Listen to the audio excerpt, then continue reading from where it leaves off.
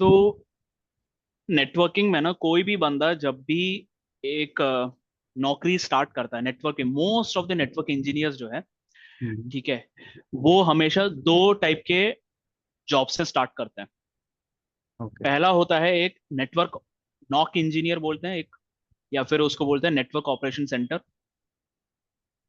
Okay. है ना। And आपको पता होगा मेरा पढ़ाने का स्टाइल है कि मैं कोई पीपीटी यूज नहीं करता, सीधे सीधे हाँ हाँ। व्हाइट बोर्ड राइटिंग है मेरा, है ना।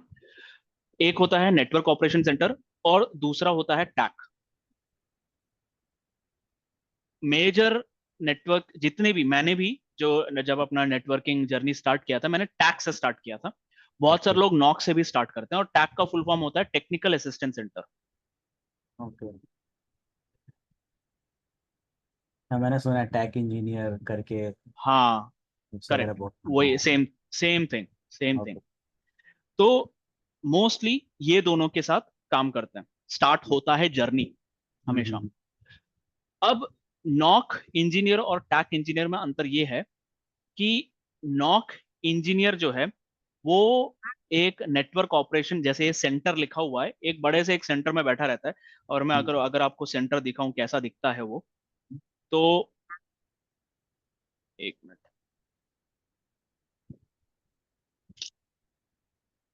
नॉक इमेजेस,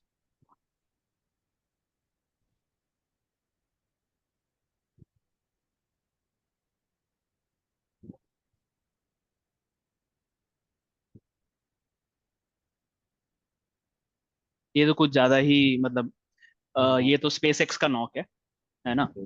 यहाँ पे देख रहे हो स्पेस एक्स के इंजीनियर्स बैठे हुए हैं। हालांकि हम्म। देखा जाए तो नेटवर्क ऑपरेशन सेंटर भी कुछ ऐसा ही दिखता है इंडिया में जो है। हम्म। अगर बाहर के कंट्रीज में जाओगे तो ऐसा दिखेगा, इंडिया में ना बहुत हौश पौश होता है ना, ओके। कुछ ऐसा।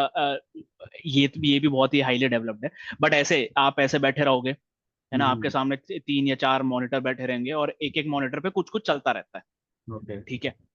अब एज अ नॉक इंजीनियर आपका काम ये होता है कि आप, आपकी टीम जो है एक आईएसपी को देखती रहती है, उसके आईएसपी को मॉनिटर करती रहती है, इंटरनेट सर्विस प्रोवाइडर को मॉनिटर करती रहती है। फॉर एग्जांपल मान लेते हैं हम एयरटेल, ठीक है, इंडिया में जो एयरटेल है, या फिर आपके कनाडा में एटीएनटी मान लो आप।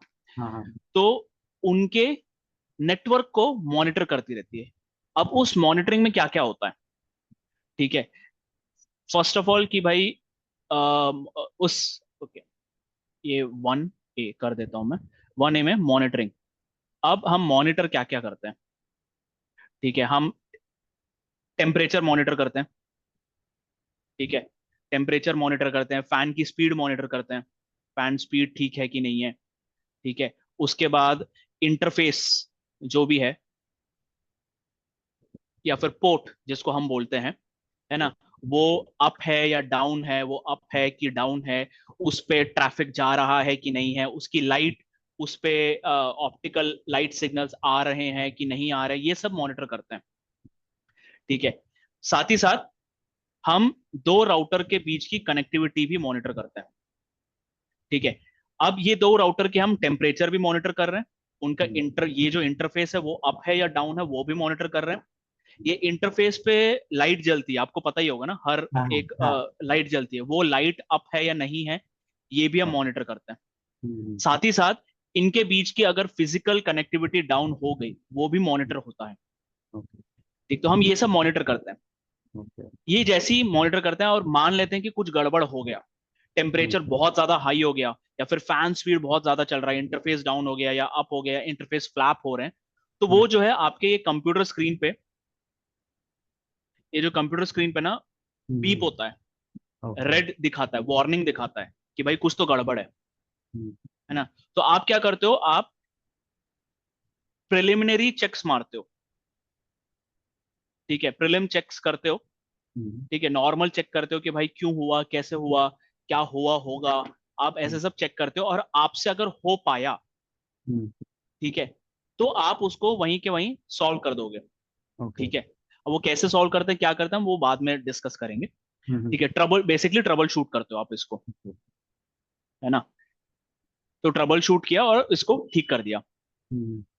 इस चीज के लिए आपको टिकट रेस करने की जरूरत नहीं पड़ती, क्यों? क्योंकि आप खुद मॉनिटर कर रहे हो, हम्म, आपके पास ये हर राउटर का एक्सेस होता है, बट लिमिटेड एक्सेस होता है। ठीक है, हम्म, आपके पास एक लिमिटेड एक्सेस होता है जिससे कि आप ये राउटर्स को एक्सेस कर सकते हो, और इनके टेम्परेचर, इंटरफेस, प्रोटोकॉल्स जो भी चल रहे हो वो सब आप मॉनिटर कर सकते हो। आपने प्रिलिमिनरी चेक किया, ट्रबल शूट किया, ठीक हो गया। हम्म, अब दूसरा चीज ये होता है कि हम प्रोटोकॉल्स को भी मॉनिटर करते हैं। ठीक है, ओएसपीएफ चल रहा है उसको मॉनिटर कर लिया, ठीक है, बीजीपी चल रहा है उसको मॉनिटर किया, ठीक है, ये सब मॉनिटर करते हैं। हम्म, अब इनके बीच में अगर कुछ भी और भी कुछ कुछ ओएसपीएफ के ऊपर है ना, ओएसपीएफ और बीजीपी के ऊपर भी बहुत सारे प्रोटोकॉल्स चलते हैं, ओके, उनको भी हम मॉनिटर करते हैं। ये हम्म, सब मॉनिटर हम करते रहते हैं, प्रोटोकॉल्स कर लिया, ये कर लिया। तो बेसिकली एक नॉक इंजीनियर जो है लेयर वन मॉनिटरिंग ही कर पाता है। ओके, ठीक है, हम ये अगर नेटवर्किंग सपोर्ट के हिसाब से बात करें तो ये लेयर वन सपोर्ट होता है। ये ओके, लेयर वन सपोर्ट जो है हमारा ओएसआई लेयर का लेयर वन नहीं है, ओके। ये हमारा सपोर्ट हेरारकी का लेयर वन सपोर्ट होता है, जिसमें एक हमारे लेवल पास वन और tier one, right? Tier one बोल सकते हो आप। ठीक है, tier one, tier two, tier three, tier four, जैसे जैसे आप कर हाँ। सकते हो, जैसे जैसे आप आपका एक्सपर्टीज बढ़ता है, ठीक है, हम्म, वैसे वैसे आप हायर टीयर पे जाते हो। ओके, तो इसको हम लेयर वन सपोर्ट बोलते हैं। और जैसे कि मैंने बोला, लेयर वन सपोर्ट टीम के पास लिमिटेड एक्सेस ही होता है, और आप लिमिटेड चेक ही कर सकते हो। ओके, आपने लिमिटेड चेक किया, आपने ट्रबल शूट करने की कोशिश की, आपसे नहीं हुआ, हम्म, तो आप जाते हो टैक के पास। ओके, ये नॉक इंजीनियर जो है टैक के पास केस रेस करता है, जिसको हम ट्रबल शूटिंग टिकट, ठीक है, हम्म, बोलते हैं। टैक के पास केस रेस करता है। अब टैक इंजीनियर के पास जो है ज्यादा एक्सेस होता है। ठीक है, उसके पास कस्टमर के नेटवर्क का रीड राइट एक्सेस होता है। हम्म, मेजरली, हाँ, मेजरली आपको रीड और राइट एक्सेस दिखेगा। हम्म, ठीक है, उसमें वो कॉन्फ़िगरेशन चेंजेस कर सकता है, कॉन्फ़िगरेशंस उड़ा सकता है, डिलीट कर सकता है, but with permission of the customer.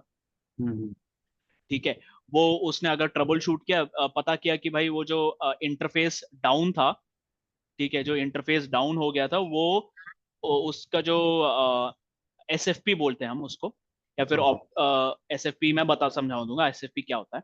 ठीक है, एक एसएफपी नाम का एक छोटा सा एक डिवाइस होता है, ठीक है, वो फॉल्टी निकल गया। हम्म, ठीक है, आप अ, ये अगर आप स्विच समझ लो, ये स्विच का एक पोर्ट है।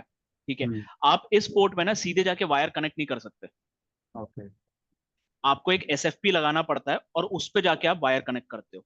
अच्छा, ठीक है, तो बेसिकली ये खाली पोर्ट होता है। ओके, ठीक है, उस पे आप एसएफपी लगाते हो, एसएफपी पे फिर आप वायर कनेक्ट करते हो, उसके बाद जाके उस पे से लाइट ट्रांसमिट होता है। तो कभी कभार होता है ये एसएफपी फॉल्टी हो गया। ओके, ठीक है, तो आपने, आपके पास ये एक्सेस होता है कि आपने एसएफपी चेक कर लिया, ये सब देख लिया, फिर आपने कस्टमर को बोला भाई तुम्हारा एसएफपी खराब है, एसएफपी चेंज करो। ओके, ठीक है, तो ये बेसिकली होता है आपका टीयर टू सपोर्ट, या लेयर टू सपोर्ट बोल सकते हो, टीयर टू सपोर्ट कुछ भी बोल सकते हो, क्योंकि आपके पास ज्यादा एक्सेस होता है, और आप अ, हाँ, आपके पास ज्यादा एक्सेस होता है और बहुत कुछ चीजें आप इधर उधर कर सकते हो, okay, but with customer permission. Hmm, ठीक है, आप ये ऑब्वियसली ये फैन स्पीड आप भी मॉनिटर कर सकते हो, हम्म, टेम्परेचर, फैन स्पीड, इंटरफेस, ये सब आप कर सकते हो, बट आप नहीं करोगे क्योंकि ये टीयर वन का काम है। टीयर वन से नहीं होता है तो वो टैक के पास भेजता है। ठीक है, तो आपको नॉक इंजीनियर के साथ बैठ के वो केस जो है सॉल्व करना पड़ता है। ओके, ठीक है, तो हम्म, ये दो जो चीजें होती है, उसी से हर एक नेटवर्क इंजीनियर जो है अपना काम स्टार्ट करता है।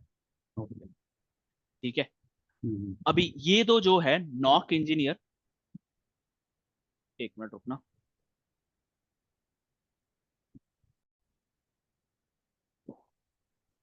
तो ये नॉक इंजीनियर्स और ये टैक इंजीनियर्स जो है, इनको हम बोलते हैं रिएक्टिव सर्विसेज, रिएक्टिव सर्विसेज। हम्म, ठीक है, मतलब हम रिएक्ट करते हैं। ओके। ठीक है, कुछ कहीं कुछ गड़बड़ हुई, टिकट रेज हुआ, उस पे हमने रिएक्शन लिया, रिएक्टिव सर्विस। हम्म, ठीक है, तो इसके अलावा एक और चीज होता है प्रोएक्टिव सर्विसेज। ठीक है, प्रोएक्टिव सर्विसेज मतलब हम, प्रोएक्टिव सर्विस वाला भी नेटवर्क को मॉनिटर करता रहेगा, और उसके पास भी ये टैक इंजीनियर जैसा सब कुछ एक्सेस रहता है, नेटवर्क का पूरा एक्सेस रहेगा, कस्टमर के नेटवर्क का पूरा एक्सेस रहेगा। ठीक है, वो क्या क्या चेक करता है, वो ये देखेगा कि यार प्रोएक्टिवली वो ये देखेगा कि ये दो राउटर्स हैं। ठीक है, वो ये देखते रहेगा कि यार वो क्या क्या देखेगा, वो इनका फैन भी देखता रहेगा, फैन मॉनिटर करेगा, टेम्परेचर मॉनिटर करेगा, इनके बीच में अगर ओएसपीएफ चल रहा है ओएसपीएफ मॉनिटर करेगा, एसएफपी का ऊपर नीचे सब मॉनिटर करेगा। बेसिकली वो सब कैसे मॉनिटर करेगा, सिस लॉग्स के थ्रू मॉनिटर करता है वो। ठीक है, अब सिस लॉग में उसको कुछ गड़बड़ दिखा, तो वो राउटर में एक्सेस करेगा, पता करेगा कि भाई क्या गड़बड़ है, लेट से मान लेते हैं ओएसपीएफ डाउन हो गया। ठीक है, ओएसपीएफ डाउन होता है, तो प्रोएक्टिव सर्विस वाला सीधे के सीधे राउटर पे लॉग इन करेगा, पता करेगा कि भाई ओएसपीएफ डाउन क्यों है, और वो सीधे कस्टमर को बताएगा कि भाई तुम्हारा ओएसपीएफ डाउन है, इस कारण से वो डाउन है, तुम ये ठीक कर लो। ओके। तो मैंने आगे बढ़ के, ठीक है, उस इंजीनियर ने, नेटवर्क इंजीनियर ने आगे बढ़ के कस्टमर का नेटवर्क चेक किया। ठीक है, और उसने बता दिया कि भाई तुम्हारा ओएसपीएफ डाउन है किसी कारण से, ये तुम ये वाले स्टेप्स तुम अगर फॉलो करोगे तो तुम्हारा ओएसपीएफ अप आ जाएगा। ठीक है, तो इससे क्या हुआ, रिएक्टिव सर्विसेज का काम कम हो जाता है बेसिकली। ठीक है, राइट। और सिर्फ यही नहीं करता, प्रोएक्टिव सर्विसेज वाला ये भी देखता है कि भाई ये राउटर्स पे कौन सा वर्जन चल रहा है, सॉफ्टवेयर वर्जन चल रहा है, क्या वो वर्जन एक्सपायर तो नहीं होने वाले, अगर एक्सपायर हो रहे हैं तो उनका नेक्स्ट बेस्ट वर्जन कौन सा है, उस पे अपग्रेड कराना पड़ता है। ठीक है, माइग्रेशन भी करते हैं, मतलब एक ये राउटर है, चलो मान लेते हैं ये राउटर जो है बहुत सालों से चल रहा है, मान लेते 3 4 4 साल से चल रहा है, अब इसके बाद इसकी कैपेसिटी नहीं है। ठीक है, जो भी कंपनी का राउटर है, सिस्को मान लो, सियाना मान लो, जूनिपर, कोई भी, उसने बोला है कि भाई ये 4 साल चलेगा, 4 साल इसका हो गया। ओके। अब इस पे जो सर्विसेज चल रही हैं, जो भी प्रोटोकॉल चल रहा है, अगर मैं इस राउटर को यहां से हटा दूं तो मेरा नेट इंटरनेट बैठ जाएगा, क्योंकि इस पे फिलहाल सर्विसेज चल रही है। तो मुझे क्या करना पड़ेगा, मुझे एक नया राउटर लेके आना पड़ेगा, NR1, नया राउटर, न्यू R1 लेके आना पड़ेगा, और इस पे जो भी सर्विसेज चल रही हैं वो पूरी की पूरी सर्विसेज मुझे इस पे माइग्रेट करनी पड़ती है। ठीक है, अब ऑब्वियसली जब कस्टमर ने अपना नेटवर्क बैठाया होगा तो उसने लेटेस्ट डिवाइसेस लगाई होंगी। मान लेते हैं कि कस्टमर ने अपने 10 साल पहले उसने अपना नेटवर्क खड़ा किया। ठीक है, ऑब्वियसली सभी डिवाइसेस की एज 10 साल हो गई होगी, तो जितने भी डिवाइसेस है, चलो मान लेते हैं 50 डिवाइसेस है उसके पास, 50 डिवाइसेस की एज 10 साल हो गई होगी, तो क्या करना पड़ेगा, ये 50 डिवाइसेस को आपको नए 50 डिवाइस के साथ माइग्रेट करना पड़ता है। ठीक है, ये भी प्रोएक्टिव सर्विसेज के अंदर आता है। ठीक है, अब इसके अलावा प्रोएक्टिव सर्विसेज के अलावा फिर एक आता है, होता है प्री सेल्स या फिर प्रोफेशनल सर्विसेज बोलते हैं। ठीक है, ये जो है, ये ना ही टैक होता है, ना ही नॉक होता है, ना ही प्रोएक्टिव होता है। ठीक है, इनके अंदर आता है आपका इंजीनियरिंग, डिजाइन एंड इम्प्लीमेंटेशन। अब मैं ये जो भी बता रहा हूँ ये कॉमन बता रहा हूँ, जनरल बता रहा हूँ, जरूरी नहीं है कि हर कंपनी में ये सब रोल्स हो और इनके यही रिस्पॉन्सिबिलिटीज हो। वेरी करता है कंपनी टू कंपनी, बट मैं ओवरऑल इन जनरल बता रहा हूँ कि कैसे कैसे रोल्स होते हैं। प्री सेल्स और प्रोफेशनल सर्विसेज इंजीनियर्स को यूजुअली इंजीनियरिंग टीम, या फिर आप इसको R&D बोल सकते हो, या डिजाइन एंड इम्प्लीमेंटेशन टीम, ये जो इंजीनियर्स होते हैं, हाँ इसके पहले बता दूं, नॉक और टैक इंजीनियर्स में अलग अलग एक्सपीरियंस वाले इंजीनियर्स को ले सकते हैं। यहाँ पे फ्रेशर्स भी ज्वाइन कर सकते हैं, एक्सपीरियंस बंदे भी ज्वाइन कर सकते हैं, 5 साल 6 साल 8 साल के एक्सपीरियंस बंदे भी ज्वाइन कर सकते हैं। ठीक है। अब मान लेते हैं आपका 15 साल का एक्सपीरियंस है, तो भी आप ये टैक में ज्वाइन कर सकते हो, बट एज अ आर्किटेक्ट आप ज्वाइन करोगे या फिर एक सीनियर इंजीनियर ज्वाइन करोगे, और आपके ओके पास आएंगे डिफिकल्ट डिफिकल्ट केसेस। ओके ठीक है। आपको बोल दिया जाएगा सिर्फ गूगल हैंडल करो तुम। ओके गूगल में अगर कुछ भी गड़बड़ हुआ, वो हमारा टॉप कस्टमर है, सिर्फ तुम ही हैंडल करोगे। ओके तो ऐसे नौकरियां भी मिलती हैं नौक और टैक में। प्रोफेशनल सर्विसेज में और प्री सेल्स में ना, मोस्टली जो क्राइटेरिया होता है, आपको 10 प्लस ईयर्स का एक्सपीरियंस मिनिमम होना चाहिए। मैंने जहां भी देखा है, प्री सेल्स और प्रोफेशनल में 10 प्लस ईयर्स मांगा जाता है। उसमें फिर बहुत सारी चीजें होती हैं। आपको राउटिंग स्विचिंग आनी चाहिए। ठीक है। अगर आपको क्लाउड आना चाहिए। ठीक है। फिर आपको पाइथन लैंग्वेज कुछ आना चाहिए, या फिर अभी अगर कोई भी हॉट टॉपिक चल रहा है, एसडी वैन एसडी एक्सेस, वो सब भी आना चाहिए। ये सब होते हैं। क्यों? क्योंकि R&D कर रहे हो आप। ठीक है। तो आप R&D सिस्को के डिवाइसेस पे R&D कर रहे हो। तो ऐसा नहीं है कि आप R&D सिर्फ राउटिंग एंड स्विचिंग पे भी करोगे। आप R&D क्लाउड पे भी कर सकते हो। पाइथन, वो कोड कोड पे R&D कर रहे होगे, तो आपको पाइथन भी पता होना चाहिए। अब जरूरी नहीं है वो RNS या फिर क्लाउड का ही टेक्नोलॉजी है, वो SD वैन टेक्नोलॉजी भी हो सकता है, तो आपको SD वैन भी पता होना चाहिए। ठीक है। तो ये सब क्राइटेरियाज होते हैं प्री सेल्स और प्रोफेशनल के, R&D के लिए। डिजाइन एंड इम्प्लीमेंटेशन में भी ऐसे ही बोला जाता है, 10 प्लस ईयर्स ऑफ एक्सपीरियंस होना चाहिए। And mostly design and implementation के रोल में जब आप जाते हो, तो most of the time architect लोगों को ही उठाया जाता है। नेटवर्क आर्किटेक्ट बोलते हैं उनको। ओके नेटवर्क आर्किटेक्ट का मतलब क्या होता है? वो बिल्कुल, उसको सब टेक्नोलॉजीज का बारे में पता होगा, राउटिंग स्विचिंग के बारे में पता होगा, सिक्योरिटी के बारे में पता होगा। मैं ये नहीं बोल रहा हूँ वो हर चीज में एक्सपर्ट है, बट सभी की कुछ कुछ नॉलेज रखता है वो। ओके ठीक है। सिक्योरिटी रख लिया उसने, SD वैन की नॉलेज है उसको, पाइथन की नॉलेज है उसको। ठीक है। फिर डेटा सेंटर की नॉलेज है, और वायरलेस की नॉलेज है, बहुत सारी। क्यों? डिजाइन एंड इम्प्लीमेंटेशन में होता यह है कि आपके पास कस्टमर आएगा और ये बोलेगा कि भाई ये मेरा ब्लूप्रिंट है, और तुम मुझे ये ब्लूप्रिंट के हिसाब से नेटवर्क डिजाइन करके दो। है ना? तो अब हम जब नेटवर्क डिजाइन करते हैं, उसमें बहुत सारी चीज होती है। आप अपना कंपनी का नेटवर्क ही मान लो ना। आपके कंपनी में वायरलेस चल रहा है, वाईफाई चल रही है आपके।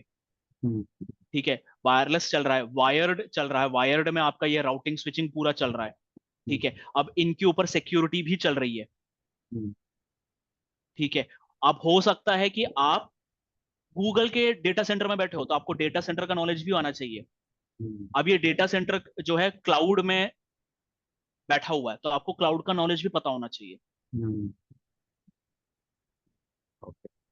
है ना? तो ये सब के लिए आर्किटेक्ट लोगों को ही निकालते हैं, जिनका 10 प्लस मिनिमम तो एक्सपीरियंस होना चाहिए, और काफी चीजों में हाथ बैठा होना चाहिए।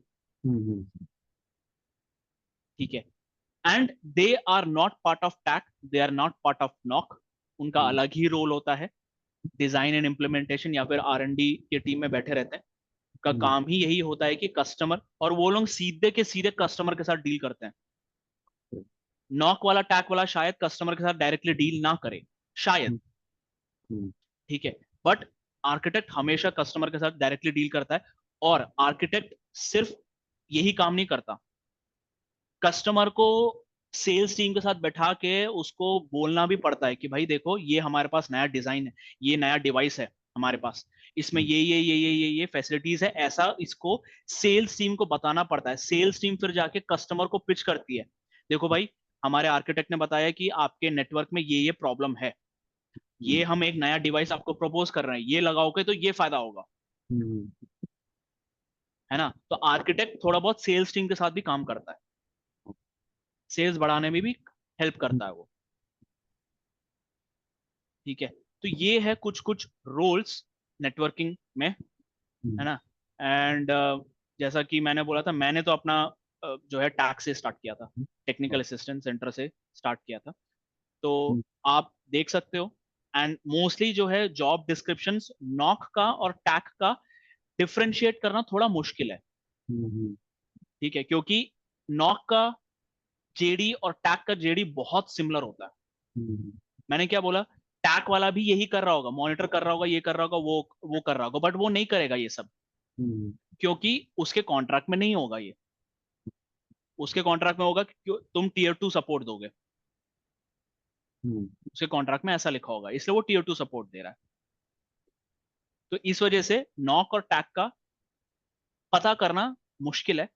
आप पता तब कर सकते हो जैसे कि आपने एचआर से बात कर लिया, पूछो कि भाई ये नॉक है कि टैक है, या हम्म। फिर मैनेजर से पूछो नॉक है कि टैक है, ऐसा कर और सकते हो। ओके, और ये जो जैसे ये टेक्निकल सपोर्ट इंजीनियर 1 2 हो गया, फिर नेटवर्क सपोर्ट लेवल 1 लेवल 2, ये सब भी हम्म। इसी कैटेगरी में आएंगे कि?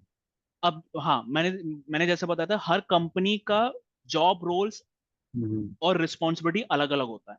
ओके। ठीक है, अगर आप क्या बोलते हैं, सिस्को के टैक में जाते हो, हम्म, ठीक है, सिस्को के टैक में ये लिखा हो, सिस्को के टैक में जो है नेटवर्क सपोर्ट इंजीनियर लिखा होगा, okay. Senior network support engineer लिखा होगा, या फिर टेक्निकल इंजीनियर लिखा होगा, सीनियर टेक्निकल इंजीनियर लिखा होगा।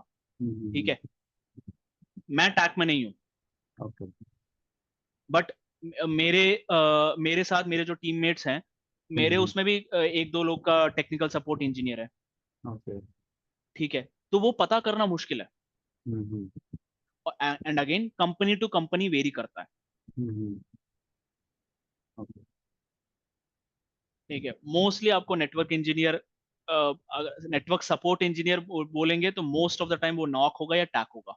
ओके।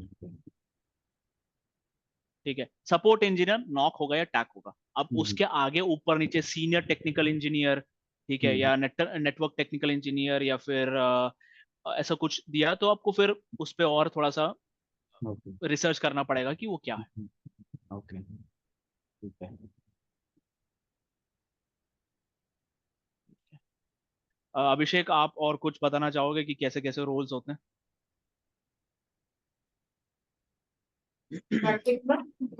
रोल पार्ट पे कुछ नहीं, मेन वही है, टेक है। जैसे मैं इस टाइम प्रोविजनिंग के अंडर हूँ। हाँ। तो प्रोविजनिंग के अंदर आपको बस इतना करना होता है कि जो कस्टमर है डिफरेंट, उनके लिए आपको लिंक्स प्रोविजन करना है आपको, प्लस तो डिजाइनिंग भी करनी है। तो मेरे पास अभी SD वैन का डिजाइन भी है जैसे। तो दोनों चीजें हैं, बाकी चीज तो सेम ही रहेगा, हर जगह टेक रहेगा आपका, नॉक रहेगा। हम्म। हाँ, एक डिपार्टमेंट और ऐड कर सकते हो आप, कस्टमर सपोर्ट मैनेजर, जो कस्टमर के साथ डायरेक्ट इंटरेक्ट करेंगे। आपके जो भी कस्टमर के पास मान लो कोई भी इश्यूज आएंगे, उसकी लिंक्स प्रॉब्लम आएगी, तो हम्म, कस्टमर को एक डायरेक्टली सेट ऑफ मैनेजर दिया जाता है। तो वो उसी से ही हमेशा बातचीत करेगा। फिर उसके बाद कोई भी इश्यूज होंगे तो वो हमारे टैग के पास आएंगे। तो ये दो डिपार्टमेंट्स आप लक्ष्मी ऐड कर सकते हैं यहाँ पे ना। No problem, thank you. तो ये था नेटवर्किंग जॉब रोल्स के बारे में। हम्म, जैसे कि मैंने बोला, ये हार्ड एंड फास्ट नहीं है, हम्म, ऊपर नीचे होते हैं हर जगह। हम्म, रोल्स अलग होते हैं, रिस्पॉन्सिबिलिटीज अलग होती है, नाम अलग अलग होते हैं। हम्म, ठीक है, तो ये बेसिकली यहीं से सब स्टार्ट होता है।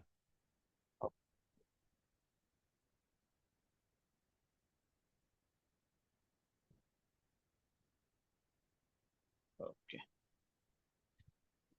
ठीक है, तो अब अपन अपना एक्चुअल चीज स्टार्ट करते हैं।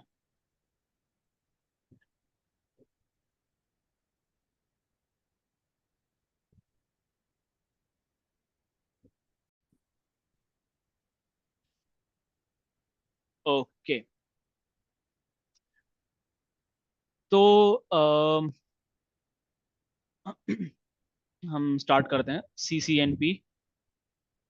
ठीक है, अब मैं स्पेसिफिकली जो टॉपिक्स उठा रहा हूँ हम्म, वो CCNP के दो कोर्सेस से ले रहा हूँ।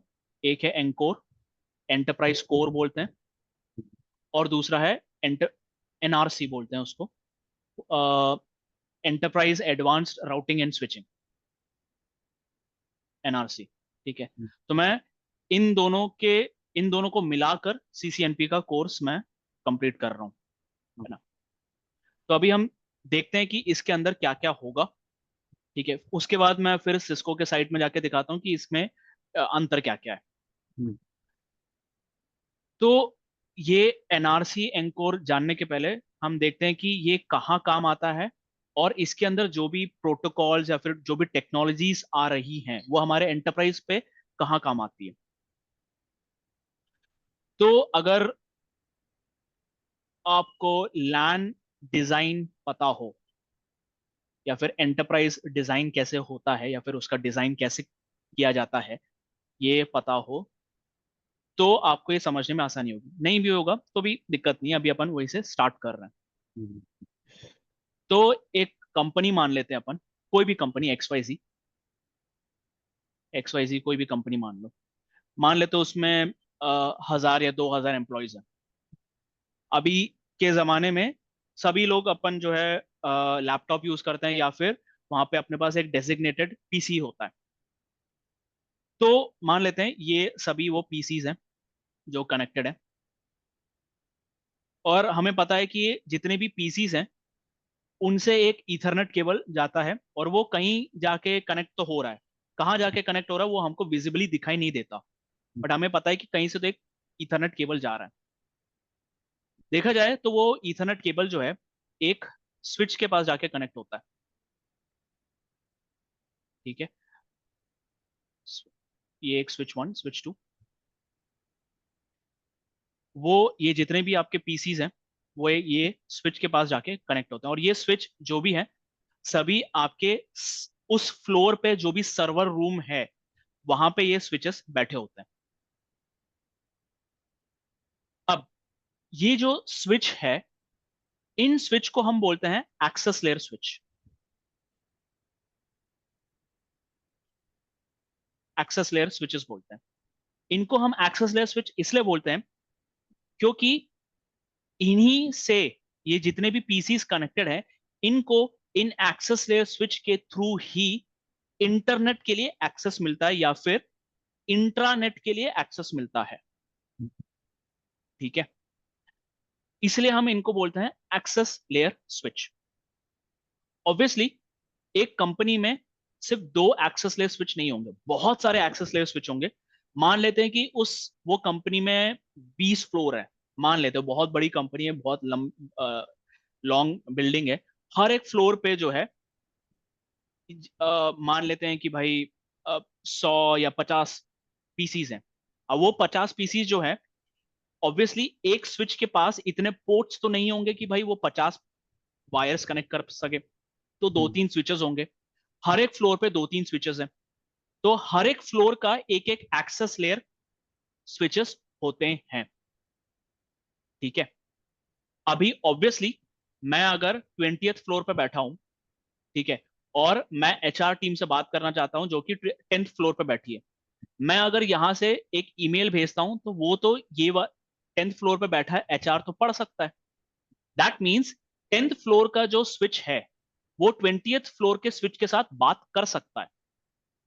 ही इज एबल टू कम्युनिकेट, है ना। तो इसका मतलब ये है जितने भी अलग अलग फ्लोर पे जितने भी स्विचेस हैं वो एक दूसरे के साथ कनेक्टेड है। अब ये जितने भी डिवाइसेस हैं, यहाँ पे ये 20th फ्लोर पे एक्सेस लेयर स्विच है, 19th पे है, 18th पे, ऐसे करते करते फर्स्ट फ्लोर ग्राउंड फ्लोर तक आपके पास अलग अलग स्विचेस हैं। इनको अगर मैं एक एक करके ऐसे कनेक्ट करने बैठने लगूं, कितने सारे वायर्स यूज होंगे मेरे पास, बहुत सारे वायर यूज होने वाले हैं। हम्म, और इट्स अ फिजिकल टास्क, और मेरा टाइम टेकिंग टास्क है वो। मैं ये करना ही नहीं चाहता। मैं ये नहीं चाहता कि हर एक इंडिविजुअल, हर 20th फ्लोर पे चलो मान लेते हैं 4 स्विच है, 19th फ्लोर पे 3 स्विच है, 18th फ्लोर पे फिर से 5 स्विच है। मैं ये चार तीन अलग अलग स्विचेस को बैठ के कनेक्ट करने के बजाय मैं क्या करूंगा, मैं एक और नया स्विच लूंगा, ठीक है। एक और नया स्विच लूंगा, उस पे क्या करूंगा, 20th floor, 19th floor, 18th floor के ये 3 स्विचेस ऐसे कनेक्ट कर दूंगा, ठीक है। उसके बाद 17, 16, 15 इनके डिवाइसेस को ऐसे से कनेक्ट कर दूंगा। फिर क्या करूंगा, इस स्विच से ये जाएगा 14th 13th और 12th फ्लोर के डिवाइसेस या फिर स्विचेस को जाके कनेक्ट करेगा ये ऐसे। ठीक है, तो बेसिकली अगर इस डायग्राम के हिसाब से मैं बताऊं,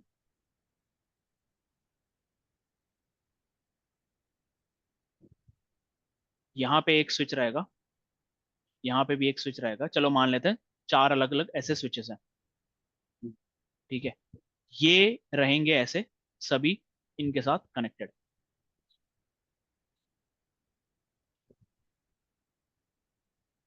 और इन स्विचेस को हम बोलते हैं डिस्ट्रीब्यूशन स्विचेस।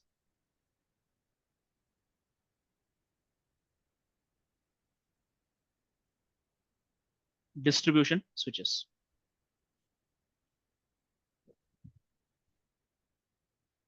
और मोस्टली ये डिस्ट्रीब्यूशन स्विचेस जो है लेयर 3 स्विच होते हैं।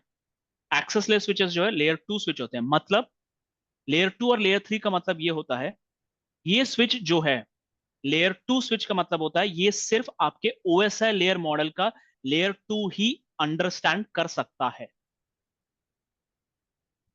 मतलब ये सिर्फ और सिर्फ मैक एड्रेसेस के भरोसे ही आपके डेटा फॉरवर्ड कर सकता है। हम लेयर 2 और लेयर 3 के बारे में इन डिटेल आगे के सेशंस में डिस्कस करेंगे, बट अभी फिलहाल ये समझ लो कि ये सिर्फ और सिर्फ मैक एड्रेसेस के बेसिस पे ही डेटा फॉरवर्ड कर सकते हैं। डिस्ट्रीब्यूशन लेयर स्विचेस जो है वो लेयर 3 स्विचेस होते हैं। माने वो आईपी एड्रेस भी समझता है, लेयर 3 में आईपी एड्रेसेस होते हैं, तो वो आईपी एड्रेस भी समझता है और लेयर 2 के मैक एड्रेसेस को भी समझता है।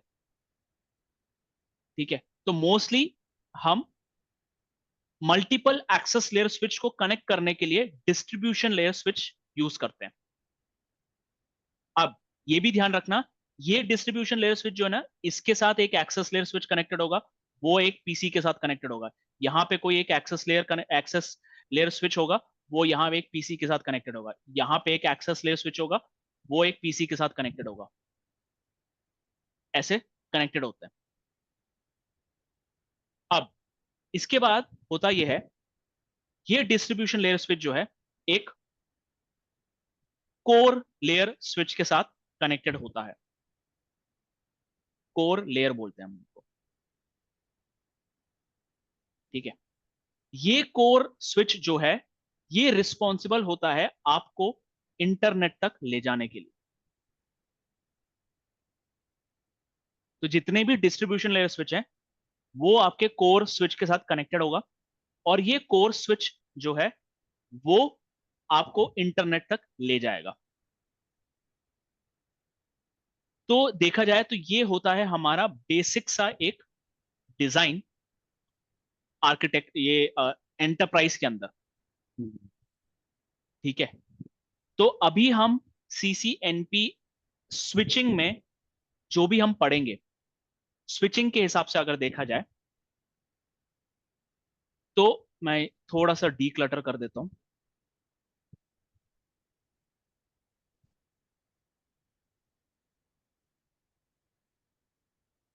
ठीक है, हम वीलैंस के बारे में पढ़ेंगे, और हमारा जो भी वीलैंस यूज होता है वो वीलैंस अक्रॉस द हायरार्की यूज होता है।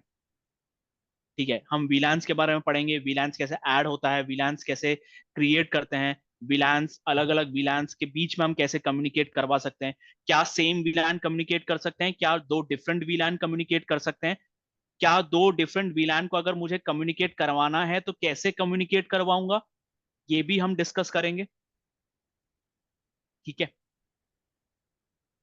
अब हम वीलैंस को अलग अलग आईपी एड्रेसेस भी दे सकते हैं।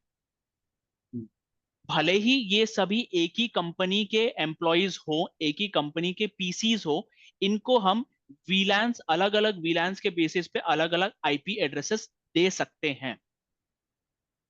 ठीक है, तो मान लेता हूं ये पीसीज जो है इनके आईपी एड्रेस है 10.1.1.1 या 10.1.1.0 की। ये जितने भी है इनकी है 10.1.2.0 की। यहाँ पे जितने भी हैं 10.3 की, 10.4 10.5 की और यहाँ पे 10.6। ऑब्वियसली क्योंकि हम सभी एक ही कंपनी के पार्ट हैं, बट किसी कारणवश हमने इनको अलग अलग वीलैंस में डाल के रखा है, तो मैं ऑब्वियसली तो चाहता ही हूं ना कि ये अगर आईटी वाला बंदा है और ये वाला एचआर वाला बंदा है, ये दोनों एक दूसरे के साथ कम्युनिकेट कर सके। सेम कंपनी क्या हूं, बट मैं चाहता हूं कि ये दोनों एक दूसरे के साथ कम्युनिकेट कर सकें। अगर मुझे कम्युनिकेट करवाना है तो मुझे राउटिंग प्रोटोकॉल्स लेकर आना पड़ेगा। ठीक है, मुझे राउटिंग प्रोटोकॉल्स लेकर आना पड़ेगा।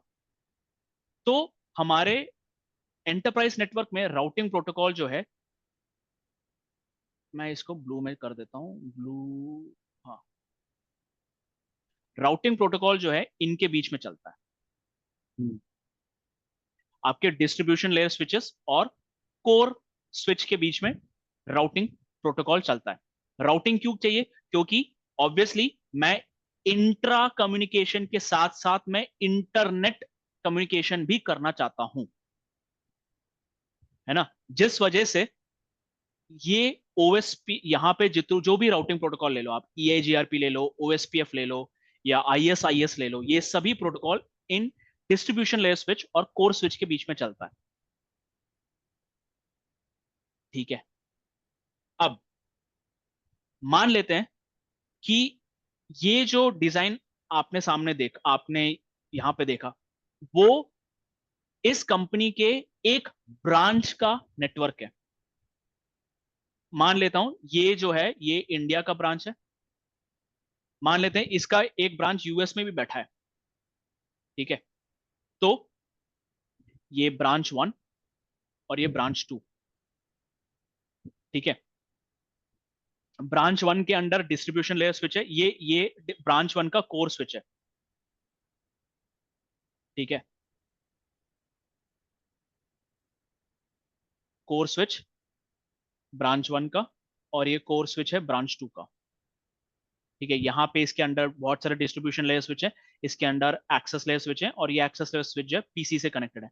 सिमिलरली यहाँ पे डिस्ट्रीब्यूशन लेयर स्विच है, यहाँ पे एक एक्सेस लेयर स्विच, बहुत सारे एक्सेस लेयर स्विच है और वो एक्सेस लेयर स्विचेस जो है अलग अलग पीसीस के साथ कनेक्टेड है।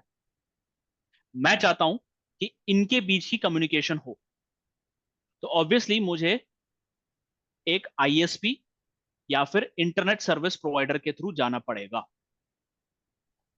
अब मैं कम्युनिकेट कैसे करवाऊं? क्या मैं दो दोनों ब्रांचेस के बीच में मैं वीपीएन या फिर प्राइवेट कनेक्टिविटी चाहता हूं? ठीक है, या फिर मैं चाहता हूं कि ये पब्लिक इंटरनेट यूज करके एक दूसरे से कम्युनिकेट करें? कैसे? तो आई हैव डिफरेंट ऑप्शंस। मैं अगर वीपीएन चाहता हूं तो मैं इनके बीच में वीपीएन कनेक्टिविटी भी कर सकता हूं, इसके बारे में भी हम पढ़ेंगे, वीपीएन कनेक्टिविटी के बारे में भी पढ़ेंगे। या फिर मैं चाहता हूं ये एमपीएलएस के थ्रू बात करें एक दूसरे से, तो मैं इनके बीच में एमपीएलएस कनेक्टिविटी भी करवा सकता हूं।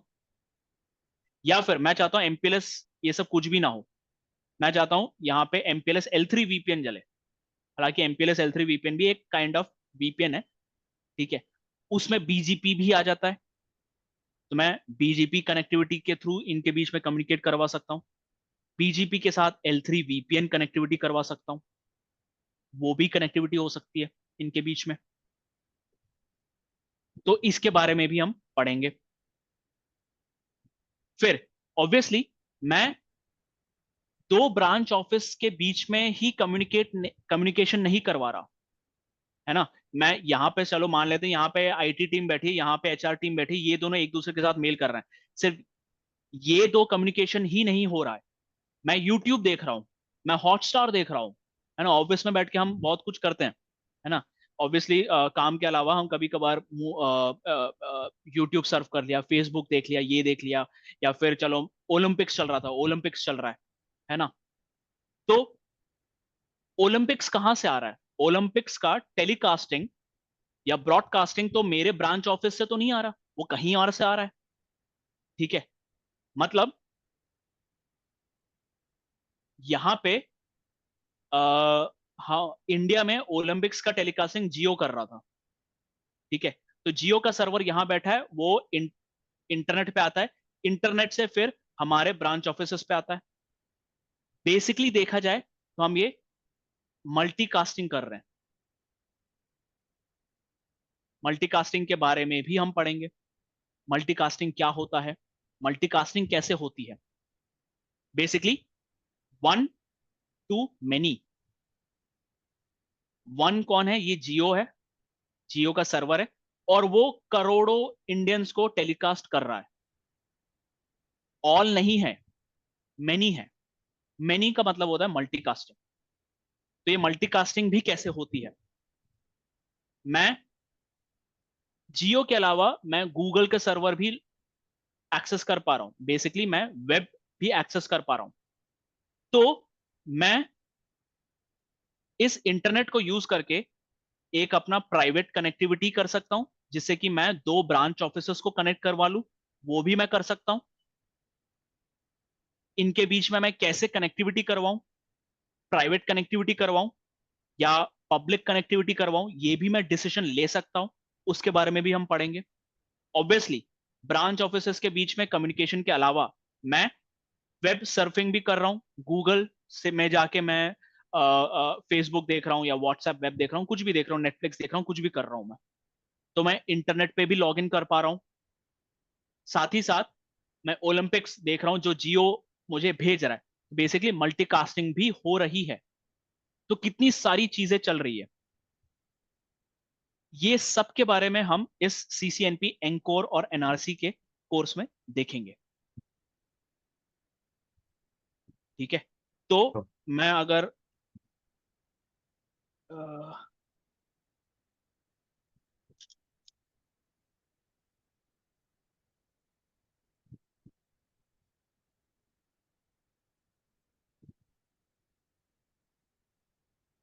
इसको चल के देखें तो ओवरव्यू एग्जाम्स एंड ट्रेनिंग।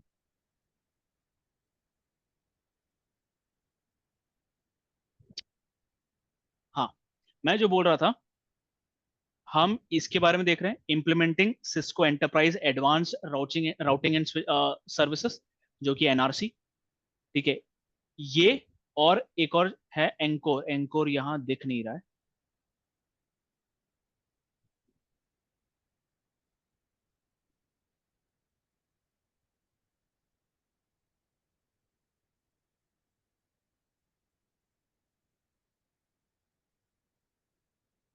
अच्छा, ये रहा एंकोर।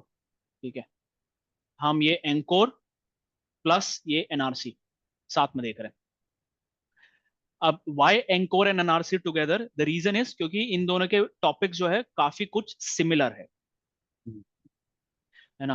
तो ये एंकोर में अगर मैं ओपन करूं तो एंकोर में हम आर्किटेक्चर, एंटरप्राइज के आर्किटेक्चर के बारे में पढ़ेंगे। यहाँ देख लो, ये टीयर 2 आर्किटेक्चर क्या होता है, टीयर 3 आर्किटेक्चर क्या होता है, इसमें एसडी वैन आर्किटेक्चर के बारे में भी पढ़ेंगे, वायरलेस आर्किटेक्चर के बारे में पढ़ेंगे। ठीक है, अब इसके अंदर हम QoS policies, quality of services, obviously यहाँ पे। ठीक है, मान लेते हैं इनमें से कोई एक यूजर जो है मेरा सीईओ है, इस कंपनी का सीईओ है। ऑब्वियसली उस वो जो भी डेटा भेज रहा होगा उसको प्रायोरिटी दी जाएगी। तो हम वो प्रायोरिटी कैसे देते हैं, वो होता है क्यूओएस, क्वालिटी ऑफ सर्विस, है ना। तो उसके बारे में भी पढ़ेंगे हम। अब क्यूओएस सिर्फ एंटरप्राइज में ही नहीं, आपके सर्विस प्रोवाइडर साइड में भी होता है, तो वो भी देखेंगे अपन। फिर वर्चुअलाइजेशन, वर्चुअलाइजेशन में हाइपरवाइजर कैसे होता है, वर्चुअल मशीन्स कैसे क्रिएट होती हैं, वर्चुअल स्विचिंग कैसे होता है, ये वीआरएफ, जीआरई, आईपी6 टनल, लिस्प, वीएक्स लैन, ये सब जो है, ये दो जो है आपका एसडी वैन का पार्ट है। ठीक है, अभी मैंने जो भी बताया, ठीक है, ये सब ऑटोमेट हो चुका है। अभी मुझे फिजिकली जाके स्विच या फिर राउटर पे जाके कॉन्फ़िगरेशन करने की जरूरत नहीं है। मैं रिमोट पे बैठे बैठे, जैसे आप डेस्कटॉप पे बैठ के आप पूरा डिवाइस देख सकते हो, राउटर को कॉन्फ़िगर कर सकते हो, स्विच को कॉन्फ़िगर कर सकते हो, है ना। वो सब क्यों हुआ, सॉफ्टवेयर डिफाइंड नेटवर्क की वजह से हुआ। ठीक है, वो कैसे काम करता है। ठीक है, तो दो routers software defined networks use करके कैसे बात करते हैं, उसके बारे में हम पढ़ेंगे। ये VRF, GRE, IPsec टनलिंग, मतलब मैंने जैसे बताया था ये VPN टनल, दो एंटरप्राइज ब्रांचेस के बीच में अगर मुझे कम्युनिकेट करवाना है, प्राइवेटली कम्युनिकेट करवाना है, तो मैं VPN लगाता हूं, ठीक है, जिसको हम GRE बोलते हैं, GRE टनलिंग, ठीक है, इसके बारे में भी हम पढ़ेंगे।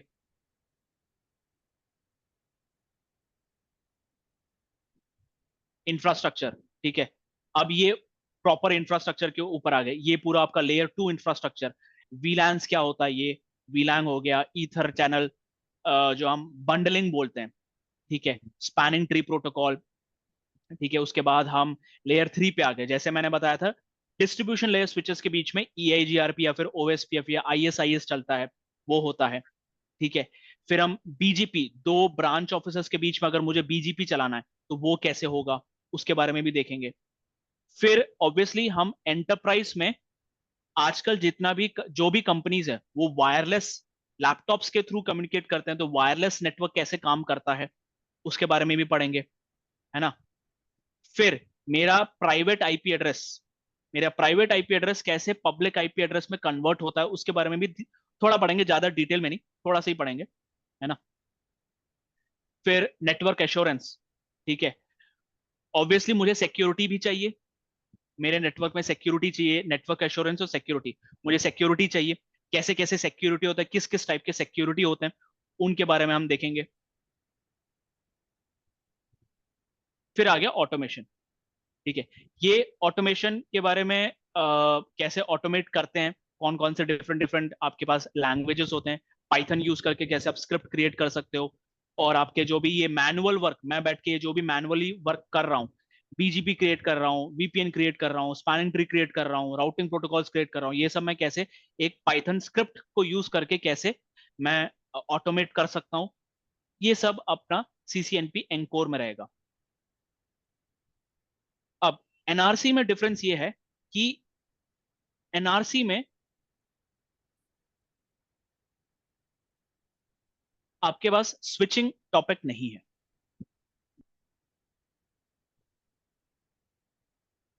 स्विचिंग का कोई भी टॉपिक नहीं रहेगा।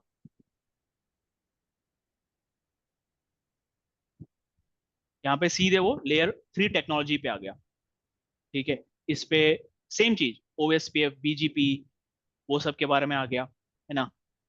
फिर VPN technology, GRE, IPsec tunneling, MPLS, infrastructure security जो मैंने एंकोर में दिखाया था वही है, और इंफ्रास्ट्रक्चर सर्विसेज, ये भी सेम चीज जो कि एंकोर में है। इस वजह से मैंने एंकोर और NRC को कंबाइन कर दिया है, ताकि ओवरलैप होके मैं दोनों टॉपिक्स एक साथ निकाल सकूं। अब एग्जाम पर्सपेक्टिव से ये दोनों में अंतर ये है कि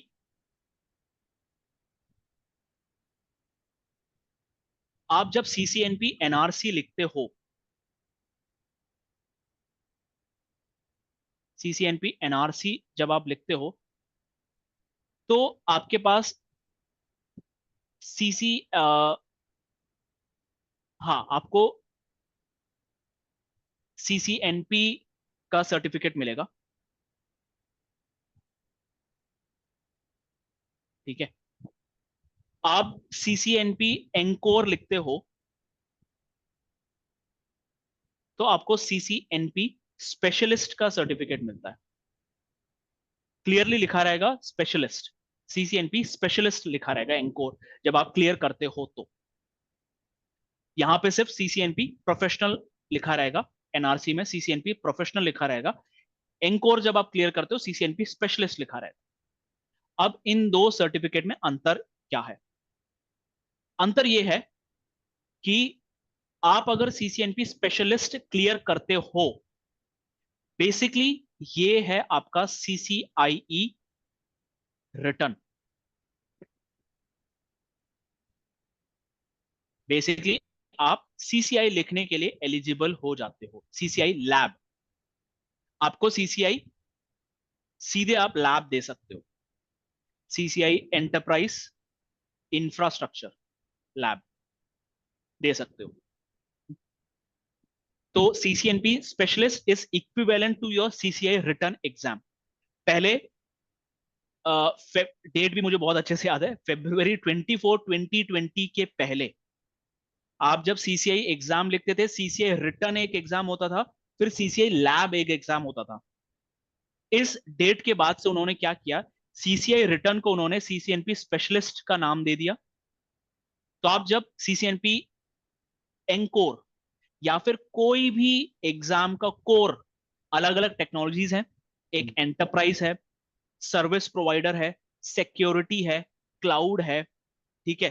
तो हर एक टेक्नोलॉजी का कोर एग्जाम होता है। एंटरप्राइज कोर हो गया, सर्विस प्रोवाइडर कोर को हम एसपी कोर बोलते हैं, सिक्योरिटी को हम सिक्योरिटी कोर बोलते हैं। आप कोई भी टेक्नोलॉजी का कोर एग्जाम क्लियर करते हो तो आप उस पर्टिकुलर टेक्नोलॉजी का सीसीआई एग्जाम लिख सकते हो, ठीक है। तो यही डिफरेंस है। आप अगर सिर्फ एनआरसी क्लियर करते हो तो आप सीसीआई के लिए एलिजिबल नहीं हो। कोर लिखते हो तो आप सीसीआई लैब के लिए भी एलिजिबल हो जाते हो। बेसिकली ये आपका सीसीआई रिटर्न सर्टिफिकेट होता है, हम्म, ठीक है। तो मैं अभी जो भी पढ़ाऊंगा वो पूरा का पूरा ये सीसीएनपी, एनआरसी और एनकोर के हिसाब से पढ़ाऊंगा, क्योंकि मेरा एक्सपर्टीज भी उस साइड बहुत ज्यादा है ना। हम्म, राउटिंग स्विचिंग पे मेरा हाथ ज्यादा बैठा है। तो उसमें इस वजह से मैंने ये एनकोर और एनआरसी लिया। अलग बात है कि आपके पास सीसीएनपी में यहाँ पे आप देखोगे अलग अलग हैं। यहाँ पे आप देखोगे, यहाँ पे वायरलेस का एक अलग अलग ही कोर्स है, एसडी वैन का अलग ही कोर्स है। बट क्योंकि मैंने एसडी वैन पे काम नहीं किया है, वायरलेस पे काम नहीं किया है, इस वजह से मैं ये दो नहीं ले रहा हूँ, ठीक है। तो और मेरी जो भी नॉलेज रहेगी वो एनकोर या फिर एनआरसी बुक में जो भी है उसी की नॉलेज रहेगी। मैं प्रैक्टिकल शायद एसडी वैन का और वायरलेस का नहीं दिखा पाऊंगा, हम्म, है ना। इन दोनों का प्रैक्टिकल मैं नहीं दिखा पाऊंगा, बाकी सबका मैं प्रैक्टिकल दिखा दूंगा। और मेरा प्रैक्टिकल मैं जो भी करूंगा वो मैं कोई रैक वैक प्रोवाइड नहीं कर रहा हूँ, है ना। मैं आपको GNS3 पे करके दिखाऊंगा। दो सॉफ्टवेयर यूज करूंगा मैं। एक सॉफ्टवेयर रहेगा सिस्को पैकेट रेजर,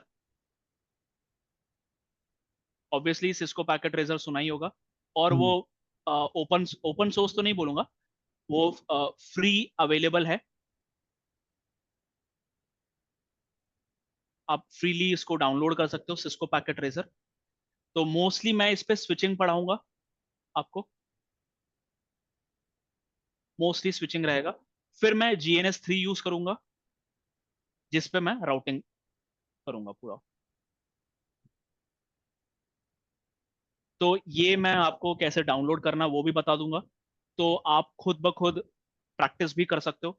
आपको हम्म, अलग सा रैक की जरूरत नहीं है, या फिर कोई सिमुलेटर की अलग सा जरूरत नहीं है, या फिर वर्चुअल मशीन की जरूरत नहीं है। ये दो सॉफ्टवेयर्स आप डाउनलोड करके इंस्टॉल कर लो, ठीक है। GNS3 थोड़ा सा ट्रिकी है, वो मैं बता दूंगा कैसे करते हैं। सिस्को पैकेट ट्रेसर कुछ नहीं करना है, सिस्को के साइट में जाना है और आपको बस उसको सिस्को पैकेट ट्रेसर, ये Cisco packet tracer network simulation tool. मैं शायद VPN से कनेक्टेड हूँ, ओके, ये तो मैंने किया हुआ है, मेरे पास है ना, डाउनलोड है। हाँ। है ना।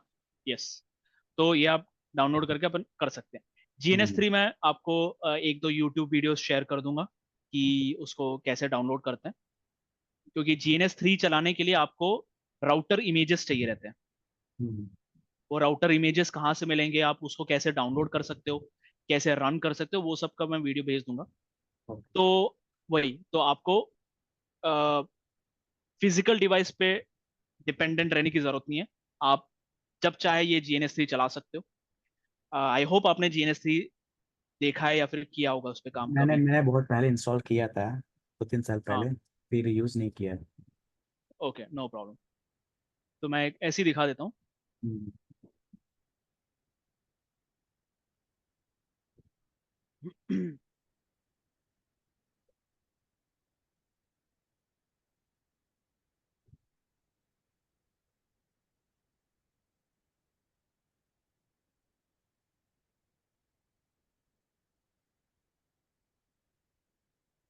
तो जीनियस 3 में आप ऐसा कुछ भी अपने हिसाब से आप डिजाइन कर सकते हो, हम्म, है ना, और इनको रन करके आप ऑटोमेटिकली खुद ब खुद चला सकते हो, है ना।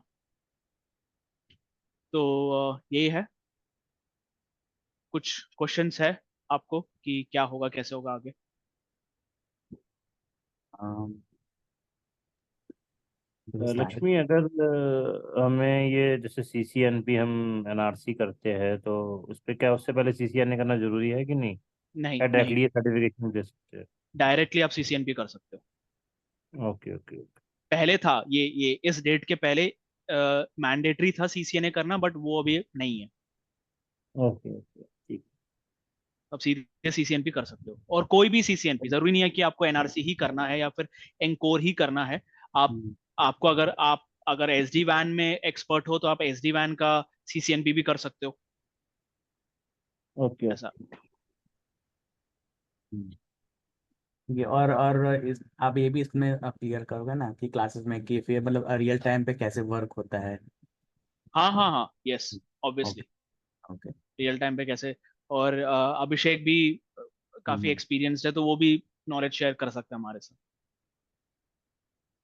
ठीक। और क्लासेस 5 days रहेंगे पर वीक, ये फिर कैसे?